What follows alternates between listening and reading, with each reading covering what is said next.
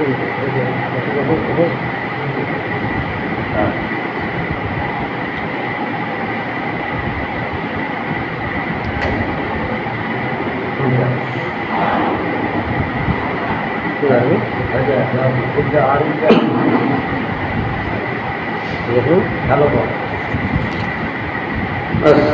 عليكم ورحمة الله وبركاته.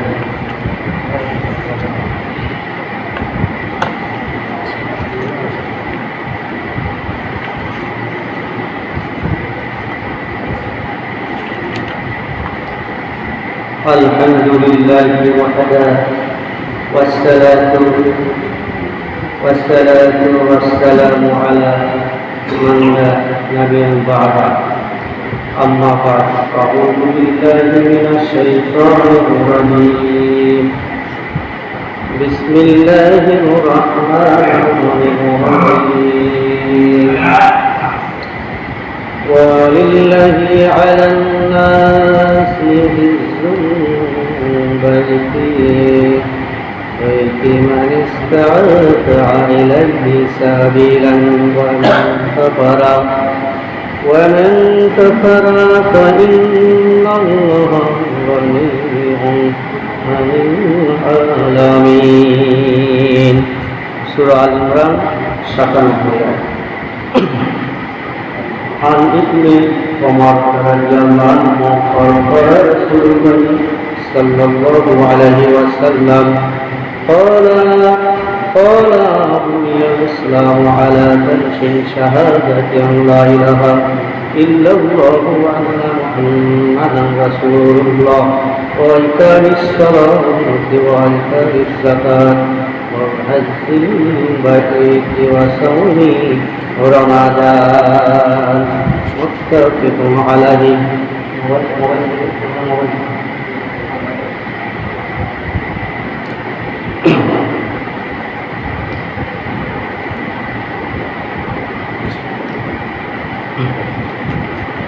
বুখারী 8 হাদিস, মুসলিম 122 পৃষ্ঠা 4 নম্বর হাদিস।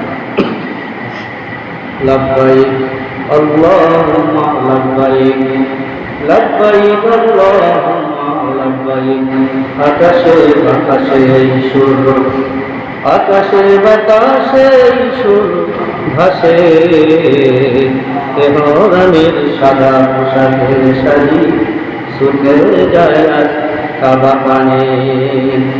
7 বার ঘুরে কাবার আঙিনায়, 7 বার ঘুরে কাবার আঙিনায়, ভয় চোখের পানি। পাপ মুক্ত হয়ে ফিরে আসব, মনের এই আশা জানি। আরাফাতের তপ্ত বাড়িতে, আরাফাতের তপ্ত বাড়িতে মহাজাত হাতখানি।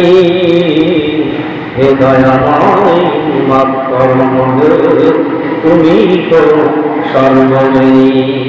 হে দয়াময় মাফ করো মোদের, তুমি তো সর্বজনী। সাফা আমার আমিনারের স্মৃতি, সাফা আমার আমিনারের স্মৃতি, মুজদালিফার রাত, হজের মধুর স্মৃতি কাটাবো মোরা সারাটি রাত। হজের মধুর স্মৃতি নিয়ে কাটাবো মোরা সারাটি রাত। লব্বাইক আল্লাহুম্মা লব্বাইক, লব্বাইক আল্লাহুম্মা লব্বাইক। উপস্থিত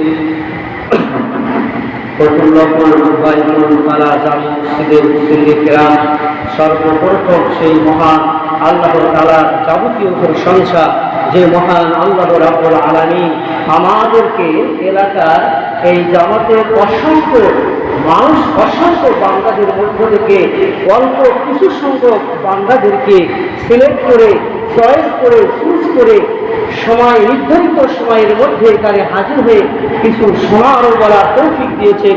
সকলেই বলি আলহামদুলিল্লাহ।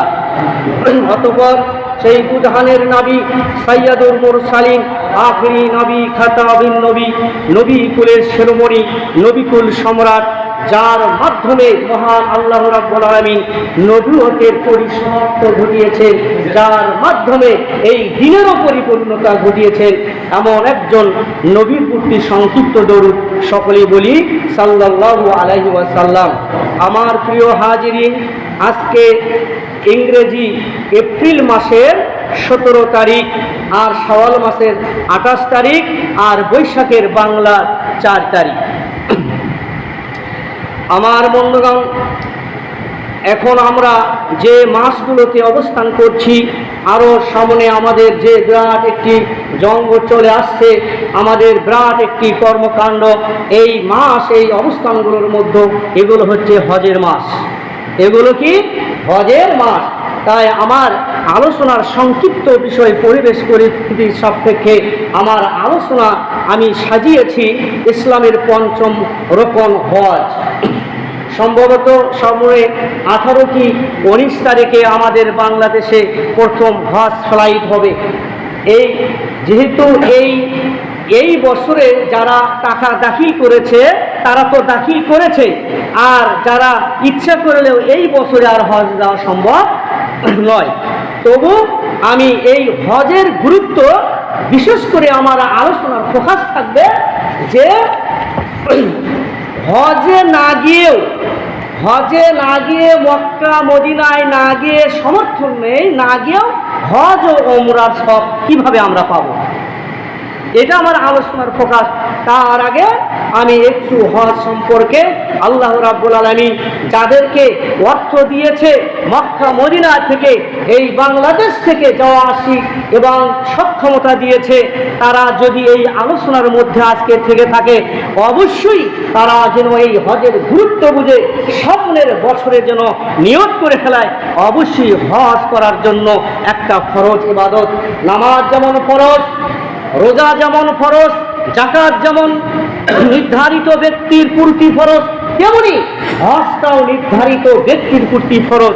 যাদের যোগ্য হয়েছে তারা যদি অবহেলায় অনায়াসে অযথা একটা সামান্যতম অজুহাতে এই হজকে, এই ইবাদতকে অস্বীকার করে, আজ যাব, সামনে যাব, সামনের বছরে যাব, এই যাব করে তার শরীরে এমন অসুস্থতা দেখা দিয়েছে আর সম্ভব হচ্ছে না, সে অত্যন্ত এই ফরজ কাজকে সে অবহেলা করার কারণে সে পাপী হবে। তাদের জন্য এই আলোচনা। আমার বন্ধুগণ, আল্লাহ রাব্বুল আলামিন দেখেন, আমি শুরুতেই একটি আয়াতে কারিমা তেলাওয়াত করেছিলাম, সূরা আল ইমরানের 97 আয়াত।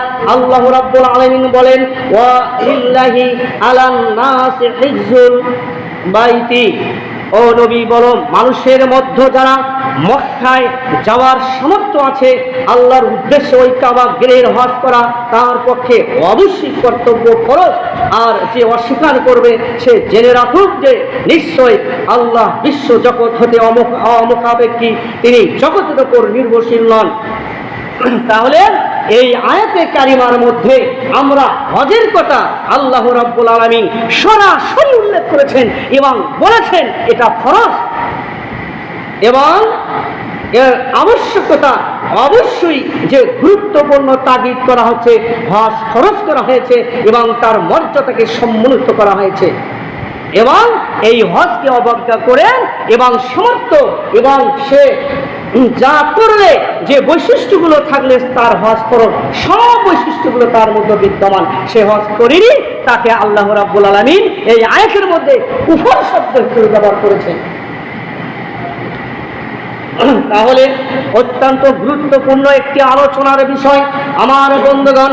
এইবারে দেখেন, আন আব্দুল্লাহ বিন ওমর রাদিয়াল্লাহু আনহু কর্তৃক বর্ণিত, তিনি বলেন রাসূল সাল্লাল্লাহু আলাইহি ওয়াসাল্লাম বলেছেন, বুনিয়াল ইসলামু আলা খামসিন শাহাদাতি আল্লা ইলাহা ইল্লাল্লাহু।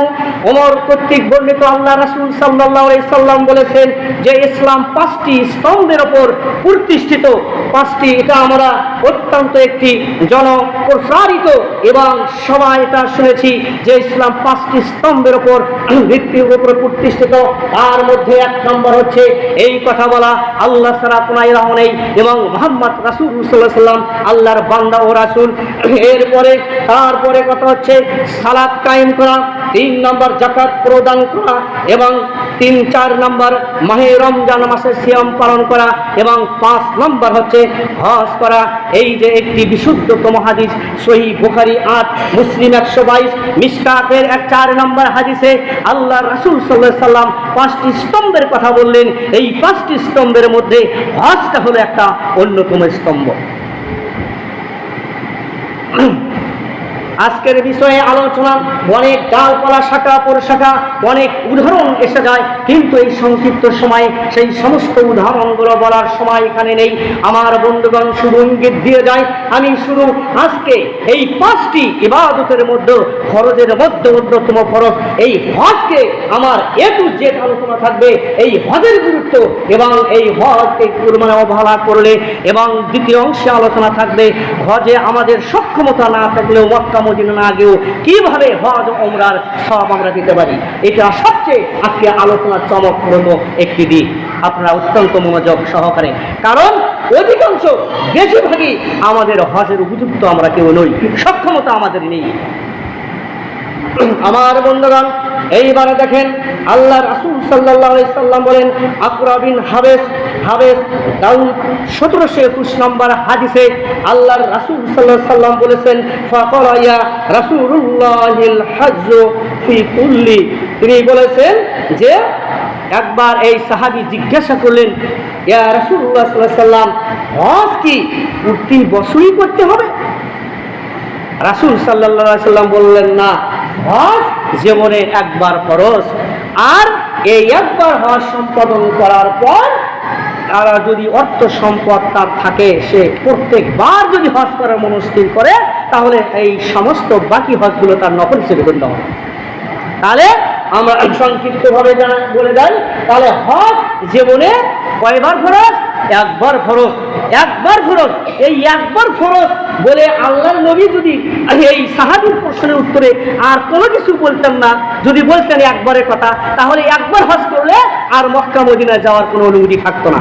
কিন্তু আল্লাহ রাসূল সাল্লাল্লাহু আলাইহি সাল্লাম বলেন যে এরপরে যারা যেতে ইচ্ছুক তারা যাবে, প্রত্যেকবারই যাবে, তবে সেটা নফল হিসেবে গণ্য হবে।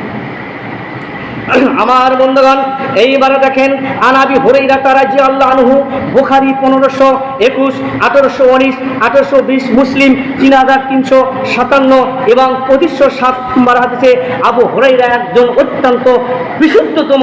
আবু হুরায়রার হাদিসের ব্যাপারে কোনো সন্দেহ নেই। তিনি বলছেন, আমরা রাসূল সাল্লাল্লাহু আলাইহি সাল্লামকে বলতে শুনেছি, যে ব্যক্তি আল্লাহর জন্য হজ পালন করলো এবং তাতে কোনো অশ্লীল কাজ করলো না ও পাপাচার করলো না, সে ব্যক্তি ঠিক ওই দিনকার মতো নিষ্পাপ হয়ে বাড়ি ফিরবে যেদিন তার মা তাকে জন্ম দিয়েছে, মা তাকে প্রসব করিয়েছে। আলহামদুলিল্লাহ। দেখেন, হজে নিয়তে টাকা হালাল, সব কিছু হালাল মেনে টাকা দাখিল করে সে মক্কা মদিনা থেকে একটি নবীর সুন্নত মোতাবেক একটা সুন্দর হজ পালন করে আসলো। আল্লাহ রাসূল সাল্লাল্লাহু আলাইহি সাল্লাম বলছে, তার জীবনে যত পাপ থাক না কেন, শিরক থাকলেও, কারণ সে হজের ভিতরে তওবা করেছে, শিরক ক্ষমা হয়েছে, বিদআত ক্ষমা হয়েছে, সব কিছু ক্ষমা করে সে তার দেশে ফিরে আসলো ওই রূপ নিষ্পাপ হয়ে, যে রূপ সন্তান জন্ম করলে নিষ্পাপ থাকে। আমরা এখান থেকে আর একটি জিনিস জানলাম, মানব সন্তান হিন্দু হোক, বৌদ্ধ হোক, খ্রিস্টান হোক, যে হোক না কেন, জন্মগ্রহণ করার সময় সে নিষ্পাপ থাকে। এবং পরিস্থিতি পরিপ্রেক্ষিতে পিতা মাতায় তাকে খ্রিস্টান বানায়, ইহুদি বানায়, কাফের বানায়, নাসারা বানায়। আমার বন্ধুগণ, জন্মের সময় প্রত্যেক আদম সন্তান নিষ্পাপ অবস্থায় থাকে। তাহলে আমার বন্ধুগণ, অসংখ্য এই হজের ব্যাপারে অসংখ্য গুরুত্ব ব্যাপারে, ফজিলত ব্যাপারে অসংখ্য কোরআনের আয়াত রয়েছে, হাদিস রয়েছে। আমি যেটুকু বললাম, আর যদি গুরুত্ব সম্পর্কে না বলি, এই একটি হাদিস সম্পর্কে যদি আমরা আমল করি, তাহলে হজ যাদের সম্ভব হয়েছে, যারা যোগ্যতা সম্পন্ন হয়েছে, তারা যদি মানুষ হয়ে থাকে, মানুষের আত্মা ব্যক্তিত্ব সম্পন্ন হয়ে থাকে, আল্লাহ রাসূলকে যদি মূল্যায়ন করে থাকে, অবশ্যই সে হজ করবে, হজ করার মনস্থির করবে। যোগ্য সম্পন্ন ব্যক্তি এমন একটি গুরুত্বপূর্ণ কাজ অবহেলা করে যদি বছরের পর বছর চলে যায়, হজ না করে, তাহলে আল্লাহ পাক ওই যে প্রথম আয়াতে সূরা আলে ইমরানের 97 আয়াতে তাকে কাফের বলেছেন, কারণ সে তাকে ফরজকে সে অবজ্ঞা করেছে। আর ফরজ অস্বীকার করলে সে কাফির হয়, এটা সবাই জানে। আমার বন্ধুগণ, এইবারে দেখেন রাসূল সাল্লাল্লাহু আলাইহি ওয়াসাল্লাম বলেছেন যে হজের গুরুত্ব ফজিলত বোঝাতে গিয়ে ইবনে মুসাইব থেকে বর্ণিত, তিনি বলেন, আয়েশা রাদিয়াল্লাহু আনহা বলেন, রাসূল সাল্লাল্লাহু আলাইহি ওয়াসাল্লাম বলেছেন, আরাফাতের দিন ছাড়া এমন কোনো দিন নেই যাতে আল্লাহ পাক বান্দাকে অধিক অধিক জাহান্নাম থেকে মুক্ত করে থাকেন। তিনি ওই দিনে নিকটবর্তী হন এবং তাদেরকে অর্থাৎ হাজীদেরকে নিয়ে ফেরেশতা বর্গের নিকট গর্ব করেন। বলেন কি চায় ওরা? আরাফার ময়দান, এটা কিন্তু হজের ক্ষেত্রে মক্কায় অবস্থিত, মক্কা মদিনায়। তাহলে এই আরাফার দিনে আল্লাহ পাক যত মানুষকে ক্ষমা করেন, lakh lakh crore crore billion billion trillion, এত মানুষ অন্য ক্ষেত্রে, অন্য কোনো ইবাদত ক্ষেত্রে ক্ষমা করেন না। যারা আরাফার ময়দানে অবস্থান ওই সময় করতে পারে না, আরাফার ময়দানের বাইরে থাকে, ওই দিনে রোজা রাখলে তারা ওই সব পাবে। এটার আলোচনার সময় আছে। জিলকদ মাসের পর জিলকদ মাস, জিলহজ মাস, অনেক গুরুত্বপূর্ণ আলোচনা রয়েছে সামনে। সম্মানিত ইমাম সাহেব অবশ্যই সেগুলো বলবেন। আমার বন্ধুগণ, তাহলে আমরা হজের গুরুত্ব আমরা বুঝলাম যে হজের সামর্থ্য থাকা অবস্থায় অবহেলা করে যখনই আপনি যোগ্যতা সম্পন্ন হয়েছেন, শারীরিকভাবে, মানসিকভাবে, আর্থিকভাবে, অবশ্যই আপনাকে হজে যেতে হবে। কোনো কাল বিলম্ব করা যাবে না, কারণ কার কখন মৃত্যু হবে এটা তো আমরা গ্যারান্টি দিতে পারবো না। যে কোনো আপনি বললেন আমার অনেক সমস্যা রয়েছে, আগামীতে আমি যাব, আগামীকাল, আগামী বছরে আপনি বেঁচে নাও থাকতে পারেন, কে গ্যারান্টি দেবে? মৃত্যুর কোনো কি গ্যারান্টি আছে? শেখ সাদি একটা কথা বলেছিলেন যে আমি আশ্চর্য হই যে মানুষের কোনো মৃত্যুর গ্যারান্টি নেই, মৃত্যুর ডেট নাই, আজ যাবে না কাল যাবে, মানে সকালে যাবে না বিকালে যাবে, বুড়ো হয়ে যাবে না জন্ম পরে মৃত্যুবরণ করবে, যার কোনো গ্যারান্টি নেই। এটি জানার পরও উদাসীনভাবে কিভাবে মানুষ আল্লাহর সঙ্গে নাফরমানি করে? আমার বন্ধুগণ, সংক্ষেপে বলে দিলাম হজের তাহলে অবশ্যই গুরুত্বপূর্ণ একটি ইবাদত। এবার দেখেন আমার বন্ধুগণ, কিন্তু আমার কাঙ্ক্ষিত আলোচনা মক্কা মদিনা না গিয়ে হজ ওমরা সব আমরা কিভাবে পেতে পারি? যাদের একেবারেই সামর্থ্য নেই, টাকা আছে, অর্থ আছে, সম্পদ আছে, কিন্তু শারীরিকভাবে আর যেতে মানে যাওয়ার কোনো সক্ষমতা নেই, অথবা যার শারীরিক সক্ষমতা আছে, অর্থ নেই, অথবা সে যেতেই পারছে না, তার জন্য কি কোনো ওমরা কোনো সব লাভ করতে পারে? হজ ওমরার অবশ্যই পারে। মেহেরবান মহান আল্লাহ রাব্বুল আলামিন তাদেরকে আশ্বস্ত করেছেন, আশান্বিত করেছেন। তিনি গরিবের জন্য হজের ব্যবস্থা করেছেন এবং দেখেন পক্ষান্তরে শরীয়তের নির্দেশ মতে মক্কা কর্ম করলে মক্কা না গিয়ে ঘরে বসে আপনি হজ ওমরা করতে পারেন, অর্থাৎ তার সব অর্জন করতে পারেন। বছরে মাত্র একবার হজ হয়, অথচ আপনি এক বছরই কয়েকশো বার হজের সব পেতে পারেন। দেখেন যায়েদ বিন খালেদ রাদিয়াল্লাহু আনহু বর্ণিত, রাসূল সাল্লাল্লাহু আলাইহি সাল্লাম বলেছেন, যে ব্যক্তি আল্লাহর পথে যোদ্ধা প্রস্তুত করে দিল সে আসলে স্বয়ং যুদ্ধ করলো, আর যে ব্যক্তি কোনো যোদ্ধার পরিবারের দেখাশোনা করার জন্য তার প্রতিনিধিত্ব করলো সে আসলে স্বয়ং যুদ্ধ করলো। হজে না গিয়েও ওমরা হজের সব, এটি বোঝার জন্য আমি এই হাদিসটি বললাম যে ব্যক্তি যুদ্ধে যাওয়ার সক্ষমতা অর্জন করেনি, কিন্তু যে যুদ্ধে যাবে আল্লাহর দ্বীনকে কায়েম করার জন্য তাকে সহযোগিতা করলো অর্থ দিয়ে, বুদ্ধি দিয়ে, এবং সে যুদ্ধে যাওয়ার পর তার অসহায়ত্ব পরিবারের দায়িত্ব নিল, পরিবারের বাজারঘাট করে দেওয়া, পরিবারের অন্য কোনো সমস্যা থাকলে তার সমাধান করে দেওয়া। সে যেন যুদ্ধের ময়দানে গিয়ে যুদ্ধ করছে, যুদ্ধের ময়দানে গিয়ে জীবনের রিস্ক নিয়ে যে কোনো মুহূর্তে শত্রুপক্ষের গুলি এসে সে নিহত হতে পারে, শহীদ হতে পারে। আর যে ব্যক্তি এই যুদ্ধকে প্রস্তুত করে দিল এবং যুদ্ধে যাওয়ার পর তার পরিবারের সদস্যদেরকে দেখাশোনা করলো, সে যেন যুদ্ধের ময়দান থেকে যুদ্ধ করার সব পেল। সুবহানাল্লাহি বিহামদি সুবহানাল্লাহিল আযীম। এইভাবে দেখেন, কিন্তু হজ ওমরা করবার মতো যদি আপনার মাল না থাকে, সম্পদ না থাকে, অর্থ না থাকে, শারীরিক সক্ষমতা না থাকে, তাহলে এমন কাজ করুন যা হজ ওমরা সব পাবেন। যেমন 1 নম্বর ফজরের সালাত জামাতে পড়ান, বসে ইবাদত করে ইশরাকের সালাত পড়ুন। আনাস বিন মালিক রাদিয়াল্লাহু আনহু বর্ণিত, তিনি বলেন আল্লাহ রাসূল সাল্লাল্লাহু আলাইহি সাল্লাম বলেছেন, মান সাল্লা গাদা তাফি ওয়া তার। আল্লাহ রাসূল সাল্লাল্লাহু বলেছেন, যে ব্যক্তি ফজরের সালাত জামাতে পড়ে অথবা সূর্যোদয় অবধি বসে আল্লাহর জিকির করে তারপর 2 রাকাত সালাত পড়ে, সেই ব্যক্তির একটি হজ ওমরা সব লাভ হয়। বর্ণনাকারী বলেন আল্লাহ রাসূল সাল্লাল্লাহু আলাইহি ওয়াসাল্লাম বলেছেন, তাম্মাতিন। এরপর তারা রাসূল সাল্লাল্লাহু আলাইহি ওয়াসাল্লাম বলেন, পরিপূর্ণ, অর্থাৎ তিনি অসম্পূর্ণ নয়, একটা সম্পূর্ণ হজ ওমরা সব পেয়ে যাবে। তাহলে এবার 2 নম্বর, দ্বীনি ইলম শিক্ষা দেওয়া অথবা নেওয়ার উদ্দেশ্যে মসজিদে আসুন, তাতে আপনার জন্য হজের সব লেখা হবে। যতবার যাবেন ততবার আপনার হজ করা হবে।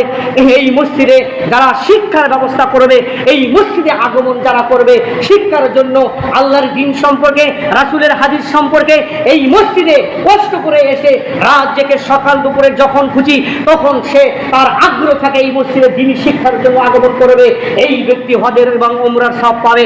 আমার বন্ধুগণ, সংক্ষেপে বলে দিয়ে যাই, হজ ওমরাকে না গিয়েও কিভাবে আমরা হজ ওমরার সব পেতে পারি। 3 নম্বর, জামাতকে কোনো ফরজ সালাত, অর্থাৎ জামাতে কোনো ফরজ সালাত তাদের উদ্দেশ্যে অথবা তাসুদের সালাত করার উদ্দেশ্যে মসজিদে আসুন, তাহলে হজ ওমরার সব পাবেন। যে ব্যক্তি তাসুদের অর্থাৎ জামাতে নামাজ পড়ার পর তারপরে তাসবিহ পড়তে পড়তে তাসুদের সময় হলো, তাসুদ নামাজ পড়ে বাড়ি দিকে গেল, এই ব্যক্তির জন্য হজে যেতে না পড়লেও হজের সব আল্লাহর রাসূল বলছেন তার আমলনামায় দেওয়া হবে। এইবার দেখেন, আবু উমামা তার কর্তৃক বর্ণিত আল্লাহ রাসূল সাল্লাল্লাহু আলাইহি ওয়াসাল্লাম বলেছেন, আমার প্রিয় হাজিরিন, আমি যে আয়াত এবং অর্থাৎ বিশেষ করে যে বর্ণনাগুলো, যে হাদিসের রেফারেন্সগুলো বলছি, একদম এই হাদিসের মধ্যে কোনো সুই ঢুকানোর কোনো স্কোপ নেই, একেবারেই সই শুদ্ধ।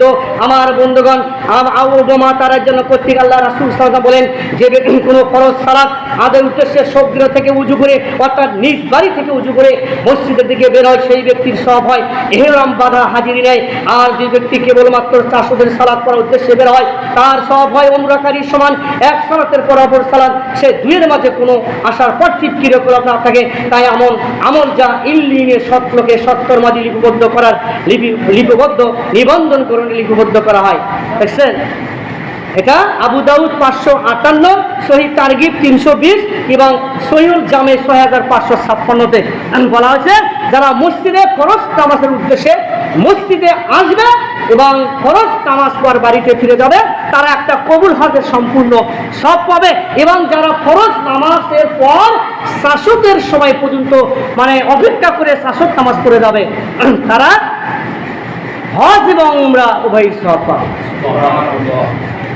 আমার বন্ধুগণ, এবার দেখেন 4 নম্বর, দেখেন প্রত্যেক ফরজ সালাতের পর তাসবিহ তাহমিদ তাকবীর পড়ুন, হজ ওমরা সব পাবে।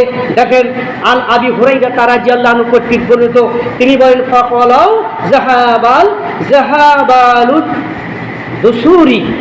আবু হুরায়রা কর্তৃক একটা লম্বা হাদিস, এটি বলে আমার আলোচনা শেষ করব। দেখেন, আল্লাহর হাবিব বলেছেন, একদা একদল গরিব মুহাজির সাহাবীরা আল্লাহর নবীর নিকটে এসে বললেন, হে আল্লাহ রাসূল সাল্লাল্লাহু আলাইহি সাল্লাম, ধনীরাই তো উঁচু মর্যাদার চিরস্থায়ী সম্পদের অধিকার হয়ে গেল। আল্লাহ রাসূল বললেন, কিভাবে?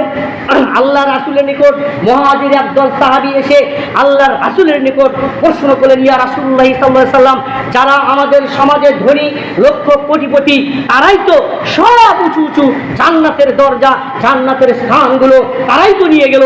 আল্লাহ রাসূল সাল্লাল্লাহু আলাইহি সাল্লাম বললেন, তা কিভাবে নিয়ে গেল?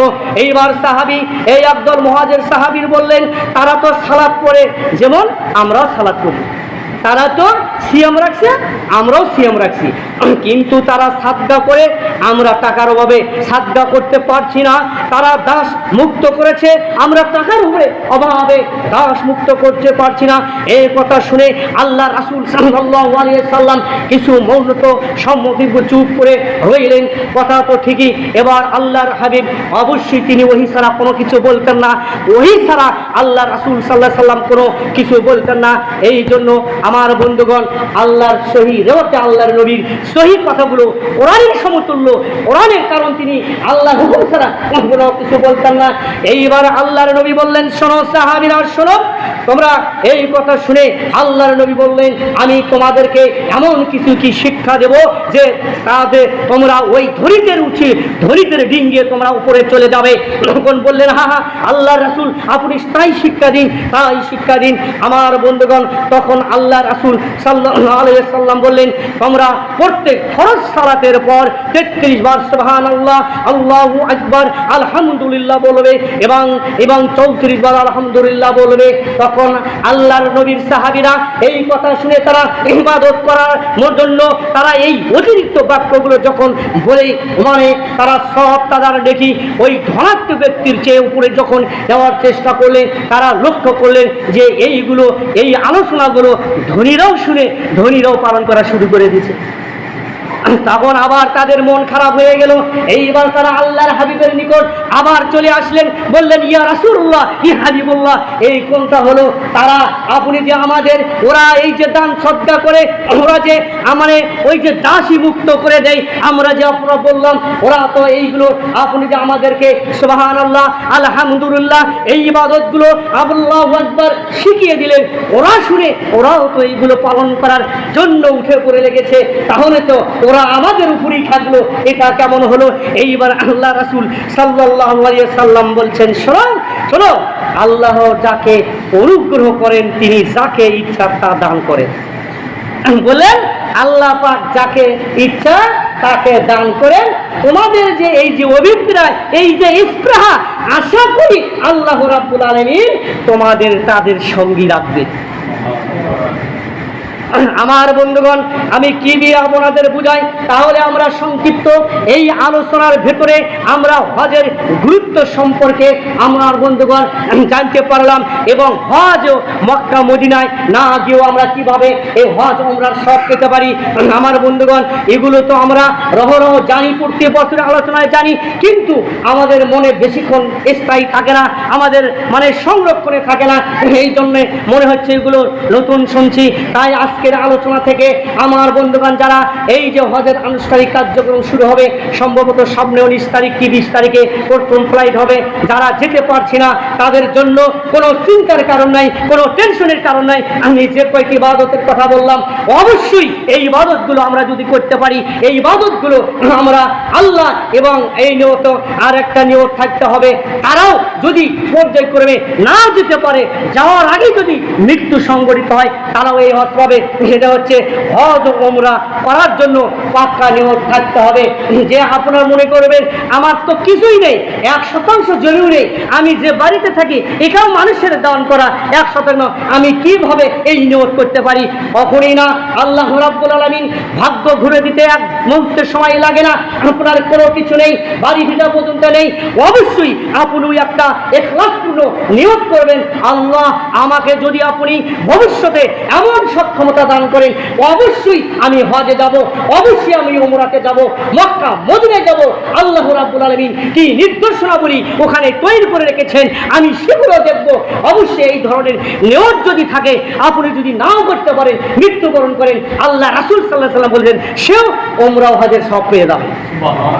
আমার বন্ধুগণ, এই হজ ও উমরা তাহলে আমরা তখন বুঝতে পারলাম।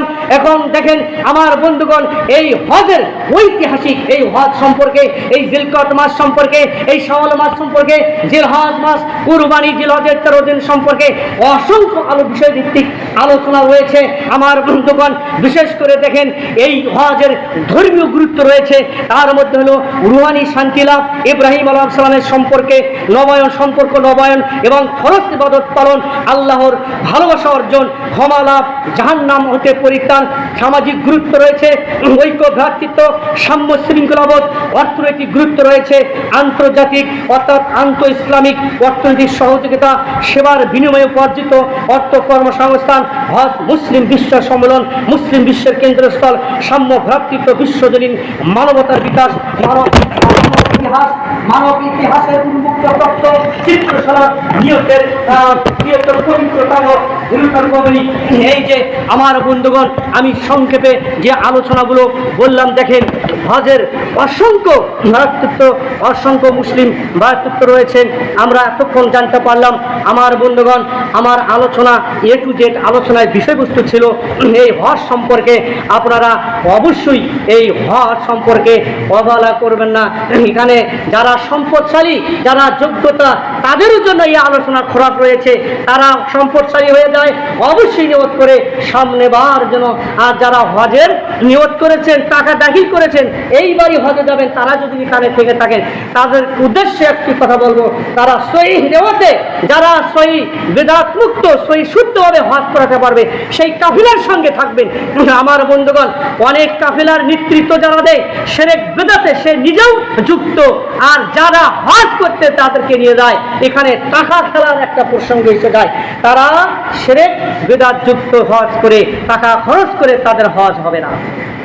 এই জন্য যারা হজে যাওয়ার একটা সহি শুদ্ধ, যারা জানে হজ সম্পর্কে সহি, আল্লাহ রাসূল সাহাবীদের নিয়ে কিভাবে হজ করেছেন, এইভাবে হজ যারা করতে পারে, তাদের কাফেলার সঙ্গে যদি আমরা যাই, তাহলে অবশ্যই আমাদের হজগুলো সহি হতে হবে। আমার বন্ধুগণ, আমি এই হজ সম্পর্কে আপনাদের আমি বললাম। তাই যারা সক্ষমতা অর্জন করেছেন, অবশ্যই তারা নিয়ত করে ফেলেন, সামনেবার টাকা দাখিল করবেন। আর যারা হজে যাওয়ার কোনোদিন সক্ষমতা হবে না, এবং তারা নিয়ত করবেন, এবং তারা এই ইবাদতগুলো করবেন। ফরজ সালাত আযানের সঙ্গে সঙ্গে মসজিদে এসে পড়বেন, ইশরাকে নামাজ পড়বেন, এই ইবাদতগুলো করবেন, তাহলে অবশ্যই সহি নিয়তে হজ ওমরার সওয়াব পাবেন, মক্কা মদিনা না যেও। আমার বন্ধু, আমার আলোচনা এখানেই শেষ করলাম। আল্লাহ রাব্বুল আলামিন আমাদেরকে এই হজ সম্পর্কে যে আলোচনা করলাম, তা বোঝার তৌফিক দেন, সকলে বলি আল্লাহুম্মা আমিন। এবং যারা হজে যেতে পারছে না, এই আলোচনার যে ইবাদতগুলোর কথা বলা হলো, আল্লাহ রাব্বুল আলামিন তাদেরকে এই ইবাদতগুলো করার সময় বের করে, এবং তাদের খুশি সহিত, ইখলাসের সহিত এই কাজগুলো করে হজে না গিয়েও, ওমরাতে না গিয়েও, হজ ও ওমরার সব যেন তাদের হৃদয়ে, তাদের আমলনামায় উঠতে পারে, সকলে বলি আল্লাহুম্মা আমিন। এবং সারা বিশ্বে আমার বন্ধুগণ, যে সমস্ত নেতিবাচক ব্যক্তিদের কারণে, যে সমস্ত মতিভ্রম লোকদের কারণে এই বিশ্বে একটা সমস্যার সৃষ্টি হয়েছে, সারা বিশ্বে তার প্রভাব, তার ক্ষতিকর প্রভাব এই বাংলাদেশে এসেছে। আল্লাহ রাব্বুল আলামিন তাদেরকে হেদায়েত দেখ, বুঝদান করুক, না হলে তাদেরকে ধ্বংস করে দেখ। এই পৃথিবীতে আমরা অশান্তি চাই না। সাধারণ আমরা নিরীহ মানুষ, আমরা কোনো অশান্তি চাই না।